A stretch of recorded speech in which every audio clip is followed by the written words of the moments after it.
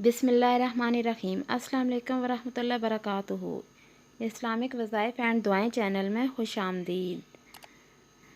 हज़रत इब्न अब्बास रज़ी अल्लाह ताला अन्हो से रिवायत है कि नबी करीम सल्लल्लाहु अलैहि वसल्लम ने इरशाद फरमाया, 4 चीज़ें जिसे मिल गईं इसे दुनिया और आखिरत की हर खैर मिल गई। नंबर 1, शुक्र करने वाला दिल, ज़िक्र करने वाली ज़ुबान, मुशक्क़तों पर सब्र करने वाला बदन, और नंबर 4 है ऐसी बीवी जो न अपने नफ्स में ख़यानत करे यानी पाक दामन रहे और ना ही शौहर के माल में ख़यानत करे। तो दोस्तों, आपने देखा 4 चीज़ें जिसे मिल जाएं, ये 4 चीज़ें जिसे मिल जाएं उसे दुनिया और आखिरत की हर खैर मिल गई।